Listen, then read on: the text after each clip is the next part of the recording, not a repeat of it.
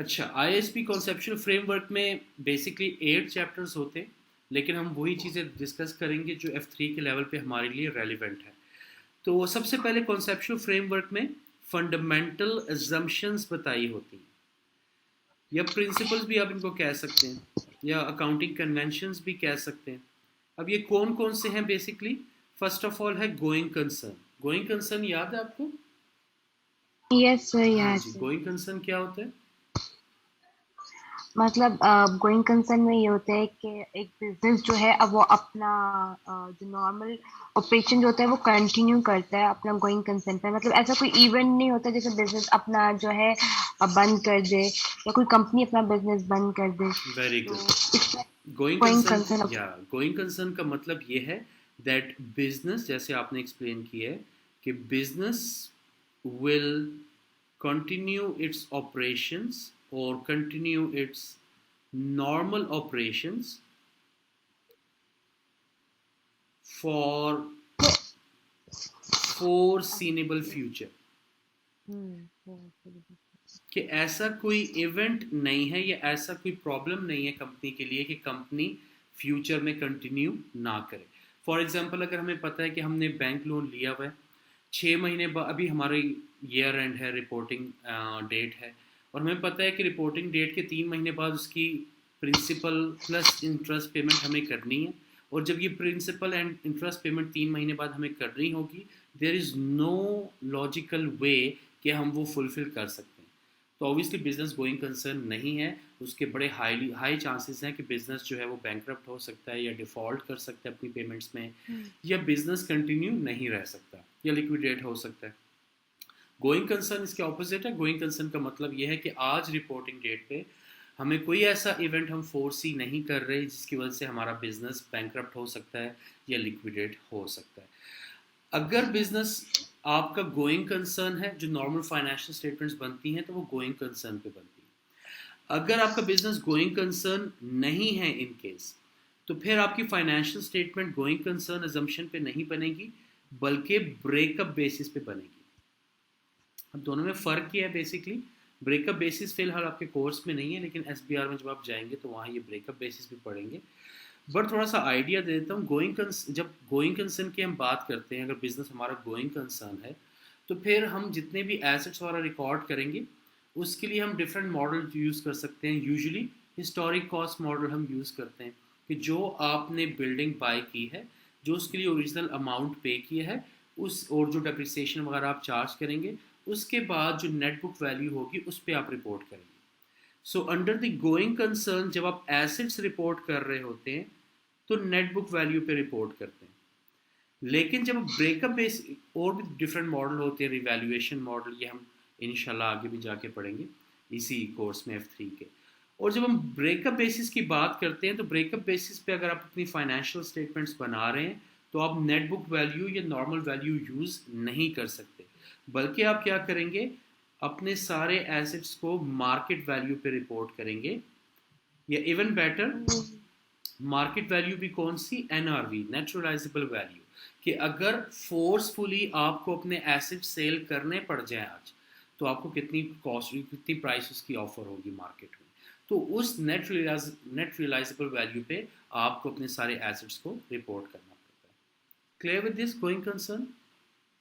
Sir एक minute, जी। ये वाला पॉइंट था जो मैंने F2 की बुक में पढ़ा था कि जब मतलब बिजनेस गोइंग कंसर्न पे नहीं होता तो वो फाइनेंशियल स्टेटमेंट में जो एसेट्स रिकॉर्ड करता है तो वो उस पे करेगा, एनआरवी पे करेगा। एनआरवी पे, एनआरवी का मतलब मतलब क्या है यहाँ पे? एनआरवी का मतलब ये है कि बिजनेस को अगर फोर्सफुली अपने एसेट सेल करने पड़ेंगे तो उसको क्या कीमत मिलेगी।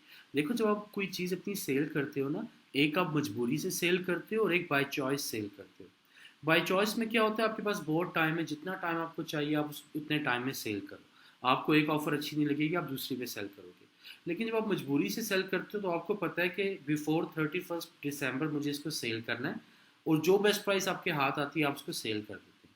तो जब आप मजबूरी में चीज़ सेल करते हो तो उसकी यूजुअली जो वैल्यू आपको मिलती है वो मार्केट वैल्यू से कम मिलती है।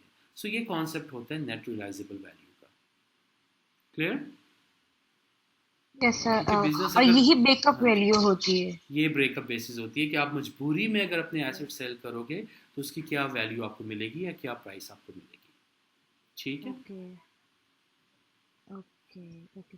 हाँ, ये वाला पॉइंट ना मुझे बहुत बाद में जाके ये ना बुक में लिखा हुआ था एफपीटीसी। ओके, अब काफी क्लियर हो बाद गया। में जाके मुझे ये समझ में आया था। हाँ जी, अब तो क्लियर हो गया। परफेक्ट। अच्छा, नेक्स्ट है जो आप अकाउंटिंग करते हैं वो आप एक्रूअल बेसिस पे करते हैं, वो आप कैश बेसिस पे नहीं करते। ये याद है एक्रूअल अकाउंटिंग या एक्रूअल बेसिस? Yes sir. हाँ जी, सो हाँ, अक्रूल्स में हमारा ये था कि जब भी हम सेल करते हैं तो हमें जो इनकम होती है वो नहीं नहीं, सॉरी सॉरी, ये था कि जब हम सेल करेंगे हम उसी टाइम रिकॉर्ड कर देंगे, और जब हम एक्सपेंस इनकर करेंगे हम उसी टाइम रिकॉर्ड करेंगे, बिल्कुल। rather देन कैश बेसिस पे कि जब हम कैश रिसीव करेंगे या कैश पे वेरी गुड। करेंगे। एक्रूअल बेसिस का यही मतलब है दैट जैसे ही आप सही इनकम कह रही अर्न करते हैं उसको रिकॉर्ड कर लेते हैं, चाहे आपको कैश ना भी मिला हो, सर। कैश ना रिसीव हुआ हो। एक्सपेंसेस जैसे आपको मिलते हैं, जैसे ही आप इनकर करते हो वैसे ही आप आवाज आ उसको रही है? रिकॉर्ड करते हो, बेशक आपने कैश नहीं भी पे किया हो। डेप्रिसिएशन बड़ी अच्छी एग्जांपल है। एक्रूअल बेसिस को अक्सर हम मैचिंग प्रिंसिपल भी कहते हैं। सर, अब मैचिंग प्रिंसिपल की सबसे अच्छी इम्प्लीकेशन जो आपने आपकी अभी तक आवाज पढ़ी है नहीं आ रही वो थी। आपकी कॉस्ट ऑफ गुड्स सोल्ड का फॉर्मूला है। कॉस्ट ऑफ गुड्स सोल्ड में क्या होता है कि आप उन्हीं यूनिट्स की कॉस्ट आप एक्सपेंस आउट करते हो या एज एक्सपेंस रिकॉर्ड करते हो इनकम स्टेटमेंट में जो आप सेल कर चुके होते हो। जो यूनिट्स आपके पास मौजूद हैं लेकिन आपने सेल नहीं किए, वो एज अ क्लोजिंग इन्वेंट्री आप रिपोर्ट करते हो या एज अ करंट एसेट उसको आप रिपोर्ट करते हो, और उसको आप एक्सपेंस आउट नहीं करते बल्कि as a current asset balance sheet में रिपोर्ट करते हो। Clear with this thing? Yes sir. Okay. Next है प्रूडेंस प्रिंसिपल। प्रूडेंस हाँ प्रिंसिपल हाँ, क्या ये होता भी है? है। प्रूडेंस प्रिंसिपल ये होता है कि फोर्सी इनकम हम रिकॉर्ड नहीं करते, लेकिन हम एक्सपेंस जो हमें नजर आ रहा होता है, फ्यूचर एक्सपेंस, हम वो पहले से ही रिकॉर्ड करते हैं। बिल्कुल, वेरी गुड। जो इनकम आप फोर्सी कर रहे हो उसको तब तक आप रिकॉर्ड नहीं कर सकते जब तक आप उसको अर्न नहीं कर लेते।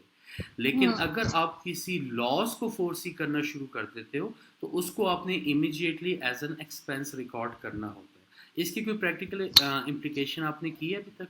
कोई आइडिया है कहाँ अप्लाई हुआ था prudence principal concept? um,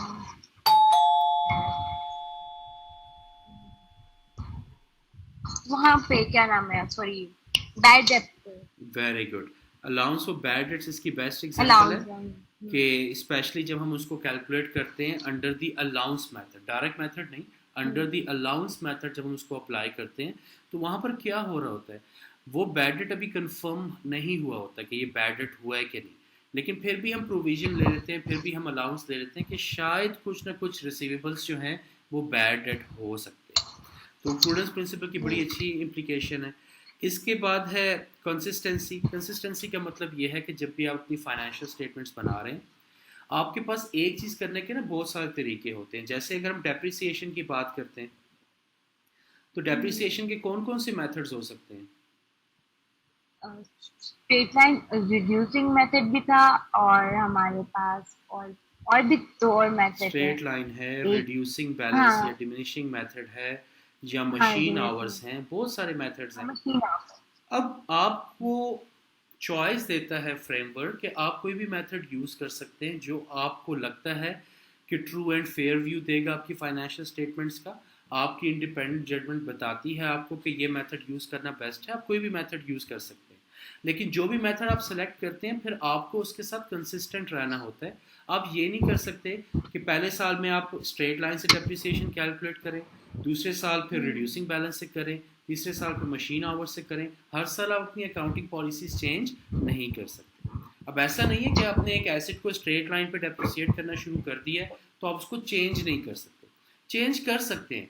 for example asset की लाइफ है 20 ईयर्स, 15 साल हमने उसको स्ट्रेट लाइन पे डेप्रिसिएट कर दिया, उसके बाद हमें लगता है कि इसको मशीन आवर्स पे करना चाहिए, ये 15 साल बाद हमें रियलाइज़ हुआ। तो अगर उसकी प्रॉपर जस्टिफिकेशन मौजूद है तो 15 साल बाद उसको हम चेंज कर सकते हैं मशीन आवर्स में। So once in a blue moon accounting policy change हो सकती है, लेकिन ये कभी नहीं हो सकता कि आप हर साल इसको चेंज करना शुरू कर दो, क्योंकि फाइनेंशियल स्टेटमेंट्स को कंसिस्टेंट रहना चाहिए। क्योंकि जब आप डेप्रिसिएशन कैलकुलेट करोगे डिफरेंट मेथड्स में तो डेप्रिसिएशन एक्सपेंस डिफरेंट आएगा। तो अगर आप उसको मेथड्स को ही चेंज करते रहोगे तो शेयर होल्डर कैसे कंपेयर करेगा कि पिछले साल कितना डेप्रिसिएशन एक्सपेंस था और इस साल कितना डेप्रिसिएशन एक्सपेंस है? Clear with this thing? Yes sir. Okay, इसके बाद है बिजनेस सेपरेट एंटिटी कॉन्सेप्ट। ये क्या होता है? ये तो अकाउंटिंग होता पॉइंट है ऑफ व्यू से बताना। अकाउंटिंग पॉइंट ऑफ व्यू से कि बिजनेस और ऑनर एक सेपरेट आइडेंटिटी कॉन्सेप्ट है, मतलब जो बिजनेस के एक्सपेंसेस हैं और जो बिजनेस के एसेट्स हैं वो सेपरेट है एज कम्पेयर टू ऑनर। जो ऑनर वेरी के गुड, होंगे पर्सनल एसेट्स, सब चीजें बिल्कुल। अलग होंगी। जो ऑनर के पर्सनल एसेट्स हैं वो ऑनर के एसेट्स हैं, business has nothing to do with it. और जो बिजनेस के एसेट्स हैं वो बिजनेस के हैं। बिजनेस के अगर बैंक अकाउंट में कैश पड़ा हुआ है तो वो ऑब्वियसली बिजनेस का कैश है, एंड ऑनर का कोई राइट नहीं है कि वो उसको वैसे ही ले। अगर ऑनर उसको लेगा so we will call it as drawings, क्योंकि ऑनर एंड बिजनेस दोनों ही सेपरेट है। Alright, clear with all these fundamental assumptions? ये assumptions हमें फॉलो यस करनी सर। होती है जब हम फाइनेंशियल स्टेटमेंट्स बनाते हैं। और जितने भी स्टैंडर्ड्स बनते हैं, चाहे आईएएस है या आईएफआरएस है, कोई भी अकाउंटिंग स्टैंडर्ड कभी भी इस कॉन्सेप्चुअल फ्रेमवर्क के अगेंस्ट नहीं होगा। सारे के सारे आईएएस एंड आईएफआरएस हमेशा इन फंडामेंटल assumptions को फॉलो करेंगे जो कि कॉन्सेप्चुअल फ्रेमवर्क में गिवन है। क्लियर? Yes sir.